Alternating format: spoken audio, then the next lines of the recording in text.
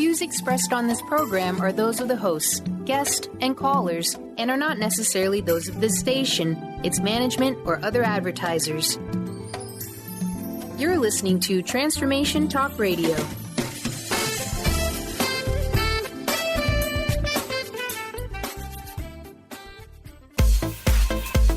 That moment when you realize you have mastered your wellness. When you've become so resilient, you can conquer any hiccup life throws you. Yeah, well, me either. But I still ride unicorns. I'll teach you how to become a mindset master. You will learn how your habits and behavior affect your success of nutrition, exercise, relationships, organization, and so much more. It's your reality, and you need to do it your way. Self-care and self-love are anything but selfish. Take charge, get excited. If not now, then when? Grab your espresso and get ready to talk all things wellness.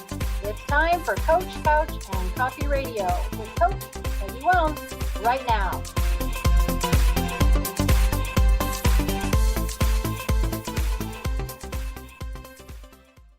Hey everybody, welcome to Coach, Couch, and Coffee Radio here on Transformation Talk Radio. I'm so excited for today. Today is part one of a two-part series, and we're airing the first part, obviously, today, which is April 15th, and then we're going to air the second part in 2 weeks on April 29th, and we're talking about the stress mess, whether adrenaline and cortisol are friend or foe. So we're going to talk about that with my special guest, endocrinologist, Dr. Markus Wettstein. So I want to let you know that you can watch the podcast on my website at 3wellnesspillars.com, or you can visit Transformation Talk Radio at transformationtalkradio.com. So I hope you guys have filled up your favorite mug. You know how I do this, everybody. I think, Dr. Wettstein, you have your mug? I do. Oh, right here. Oh, what do you have in your mug? In my mug? Oh, I think there's a dead Mexican mosquito. Hey, protein. We're all about protein. That's awesome. Okay, you guys, that's fantastic. So I have mine and I have decaf because today we're talking about stress. So I'm going to actually listen to my doc here and have some decaf so I can sleep tonight. All right. Everybody, April is Stress Awareness Month. You've seen some of my shows this month. I wanted to take a different twist to stress. However, having my pal here, Dr. Wettstein, on, we are going to get some content out to you, some education out to you that we are very excited about. I think it's going to make a difference to you. You're going to resonate with it. Let me give an intro. Dr. Wettstein was born and raised in Germany. He graduated from Ross University School of Medicine and came to the United States in 1989. I think that's when the German Wall came down, isn't it? Marcus? Yeah, I was living over there for 4 years. Impressed. Yeah. You got it. Yeah. And so he started his first endocrinology practice on the East Coast in 1995. Then he moved to Grand Junction, Colorado in 2009, where he started his full-time practice he has right now, super busy. And believe it or not, we are coming up on our 10-year anniversary together. Did you know that? 10 years, man. And look what you've done about it. Oh, my goodness. You have your own radio show? You're just a bomb, dear. I miss you so much. So Dr. Wettstein and I, we actually go way back. I was his office manager back in 2009. That's how we met. I managed his endocrinology clinic in Grand Junction, Colorado. And so we have gotten together. I'm so excited to have you here. Are you excited to be here? Yes, absolutely. Always ready to share the knowledge, you know? It's important. This topic is a very important topic, so I think it's going to be fun. It is. It is going to be good. So we are going to talk about, we're going to get kicked off here. There are some levels of stress Dr. Wettstein is going to talk about. We're going to also talk about how the body reacts with stress. And then whether we get to it very deep today, we're going to for sure get to it in our part two on, you know, what are we going to do about it? It's one thing to know about stress, but what in the heck are we going to do about it? So and I always call him Marcus, you guys. It's not disrespectful. Please do. We kind of are like that, listeners. So I wanted to just throw something at you. We were kind of chatting the other day, and I was saying, you know, I've always taught my clients that our body kind of reacts similarly, whether it's good stress or bad stress. And I want to talk more about what I see with my clients and you with your patients. But can you first start us off with what's the definition even of stress? Talk to us about that. Well, first of all, thanks for having me. I really appreciate the opportunity to be on radio. My goodness, I'm so anxious and stressed out, you wouldn't believe. Oh, no, don't be stressed out. Anyways, yes, as a doc, I have to burden people with definitions. So let me give you the definition of stress. Let me see if I can resurrect it here. So I read it off. Stress is a state of mental or emotional strain or tension resulting from adverse or very demanding circumstances. Mm-hmm. I hate definitions, but it is the truth. There is some demanding circumstances, they trigger us, and then comes the reaction to it. And that is what we're talking about. Absolutely. So, I'm de-stressing. Is that coffee in there? Cheers. Because that won't work to de-stress you. It's my decaf. I love my mug because this one turns dark if it's hot liquid, and it turns colors if it's cold. So obviously dark. Isn't that crazy? One of my many unicorn mugs. Okay, so here's my thought.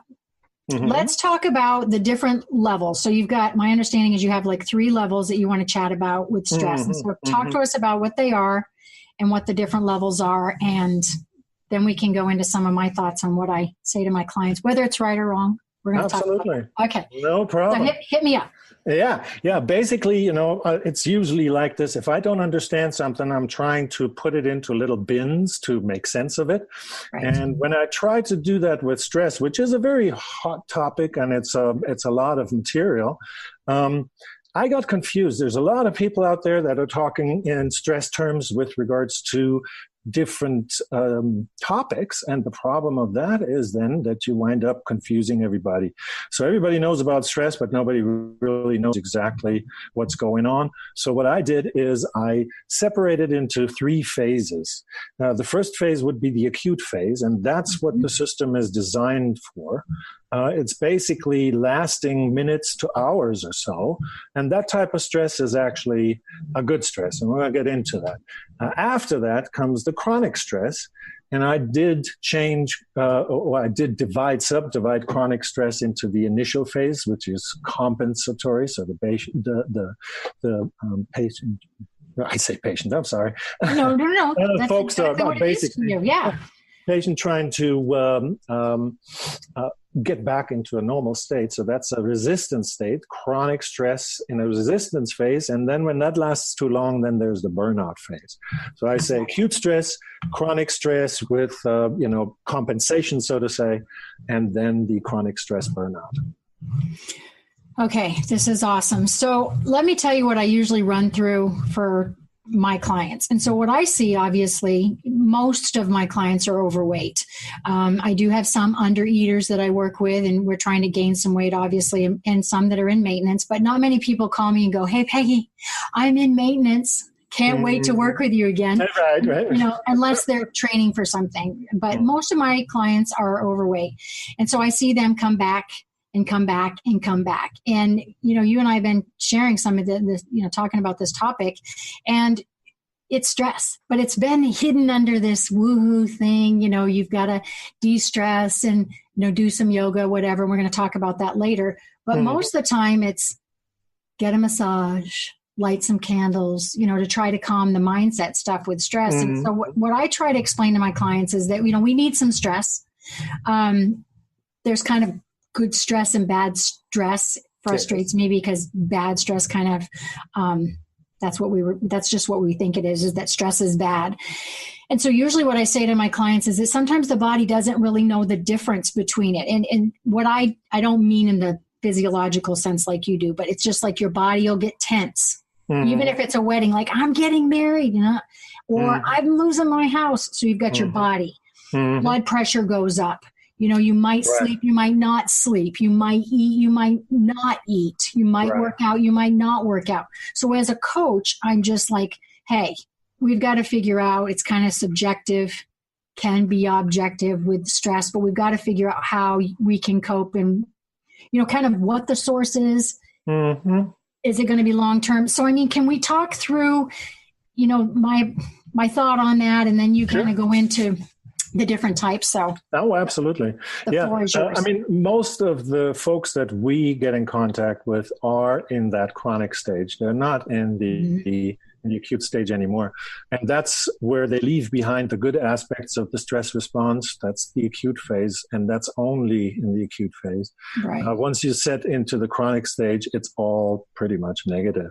It's starting to, your body is trying to compensate for stuff. So let me just get into that maybe a little bit and talk about these phases. So when we're talking about the acute alarm phase, that is basically when adrenaline comes out. Lots of people know it as the fight and flight response. Right. So when you get an acute stressor, like, you hear the roar of a lion behind you, you're ready to, show ass and elbows, so to say, right? Right. So the body is going to have to prep for that. And the way it does that is give you an adrenaline boost. And we all know that that's the thing when we get startled, the stress response starts that way. And what that is designed to do essentially is to get your brain going and in gear so that you're focusing and not being distracted. And that is also increasing muscle blood flow through so that you have the ability to get going if you need to. Right. So what adrenaline also does is it shuts down all the things that are not important in those circumstances. And that would be, for instance, something like digestion. You don't need to digest while you're trying to save your life, kind of thing. And something like sex drive and so on. These things are absolutely not necessary. You just shut them down. Adrenaline will do that in conjunction with cortisol, which is the second player coming out of the adrenal gland. That player is a little bit longer acting, so it is not responsible for the startle reaction, but for instance, bringing some glucose into the bloodstream so that when the muscles are ready and have to go, there is energy available. So that's one of the things that cortisol does. And then the other thing it does is it blocks the uptake of that sugar into a lot of different organ systems that are not needed at the time. And that so that there's more sugar available for the brain. And that kind of process so that the brain stays alert, right? So sugar availability for the muscles and for the brain, that is the cortisol job. And then cortisol also has a job later on after the stress is over. Supposedly, there are some repair functions that cortisol does as well. So before you go on, just so I can understand, maybe one listener doesn't understand either. I just want to make sure, is the adrenaline our friend at that point in time? In the acute phase, both of them, adrenaline and cortisol, are there to do what they need to get us out of trouble.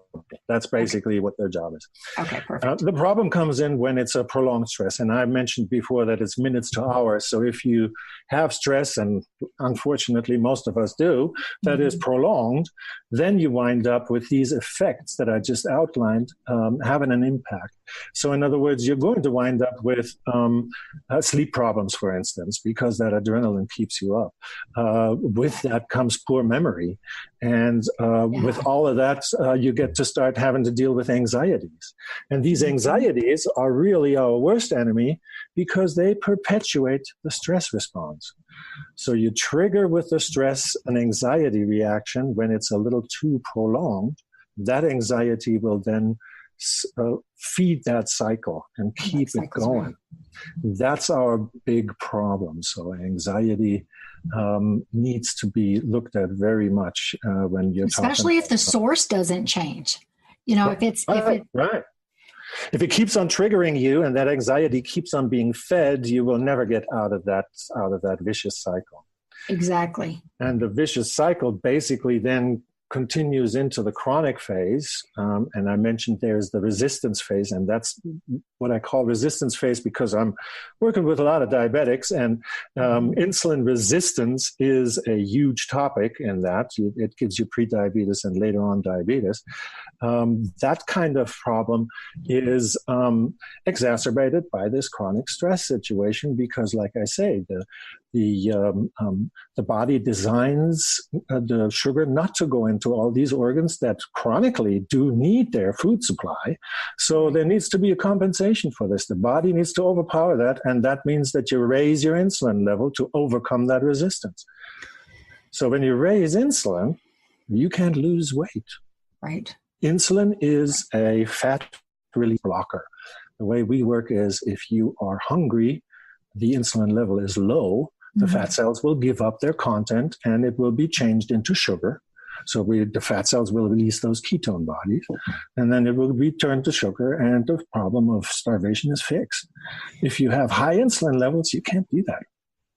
So the frustration is, if I hear you correctly, and we've chatted about this, is that you could have your diet right on spot, right. Your exercise, nailing it. I've got so many clients that, and I coach virtually and I try to get into their real world. But the reality is I have to take their word. Are they working out 5 days a week? Are they eating kale? But if you don't see the success, that there are a lot of cheaters. I know. I talked to somebody on a show last night and they said, well, what's the most amazing thing that's happened after 30 years? And I said that the people still lie. We still lie. We lie to ourselves and you lie to me. Drives me crazy. But you shouldn't be surprised after all these years about that one anymore. That's actually quite true. The lies are pretty funny. But this does help hopefully bring some, I don't know if it's going to be excitement or hope to people, but the fact that, for those of everybody that's frustrated out there, when you're nailing your diet, when you're still working out and the weight's not coming off, if we can shift it seriously, science is backing us on this, that if we can cope with this chronic stress, quit the job that's driving you crazy. I hate to say it, but potentially there's relationships, there's jobs, or is that what you're saying, is that those chronic stresses are keeping the weight on? That are making us seriously sick. So let me continue with this. Absolutely. More stuff, okay, if you're ready for it. Born ready. That's why I love you. These conversations we used to have in the lunchroom. I was going to get into the metabolism because that gets slowed down as well with chronic stress.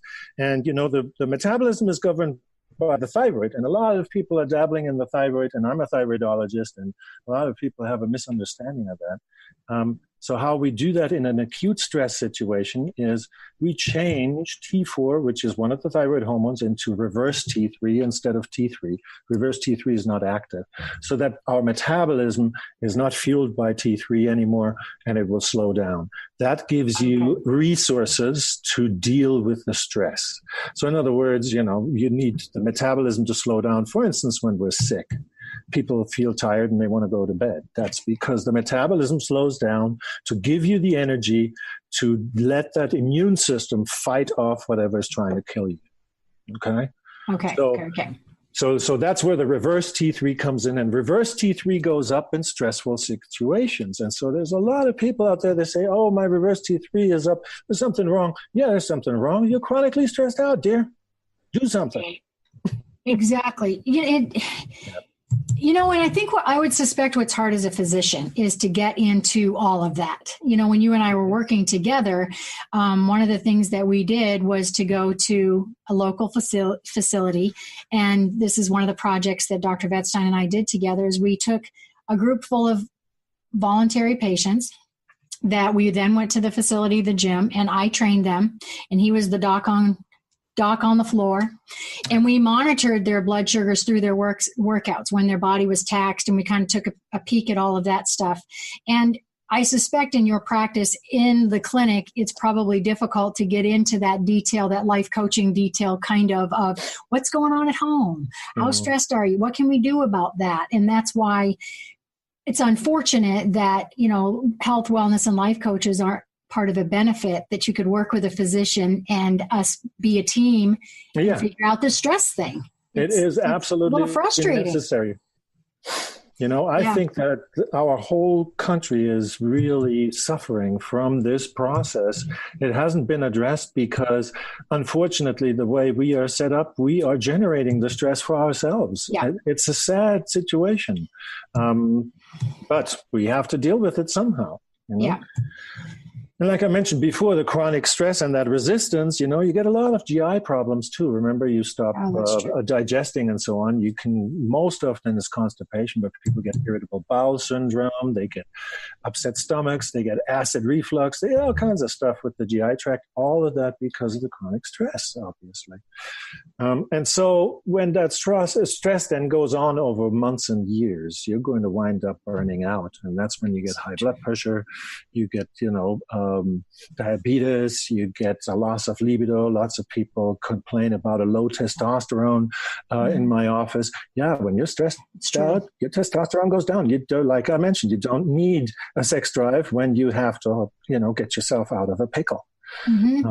So that's the way that goes with that's the third stage, and that's pretty darned advanced at that point already. Absolutely.